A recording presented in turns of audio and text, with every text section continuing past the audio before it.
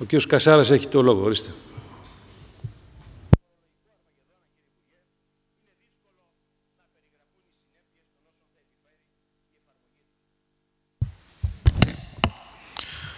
Ευχαριστώ, κύριε Πρόεδρε.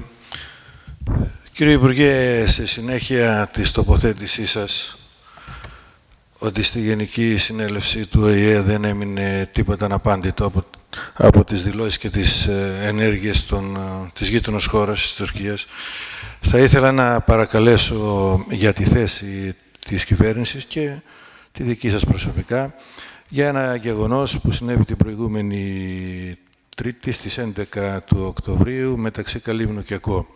Και μεταφέροντας την διαμαρτυρία των Καλυμνίων και όχι μόνο, γενικά των Δωδεκανησίων, νομίζω το περιστατικό το γνωρίζετε, έχουν γίνει ερωτήσεις από συναδέλφους βουλευτές και έχει πάρει έκταση στα μέσα ενημέρωσης. Συγκεκριμένα, ένα μίλι από την ΚΟ, από το Μαστιχάρι, τουριστικό σκάφος στο Δήμο Καλυμνίων, το Κάλυμνος Dolphin, μεταφέροντας περίπου 80 τουρίστες, δέχτηκε σοβαρή παρενόχληση από ακτεωρό τουρκική, η οποία με μεγάλη ταχύτητα και αφού το δικό μας σκάφος ακινητοποιήθηκε, πέρασε μόλις 30 μέτρα.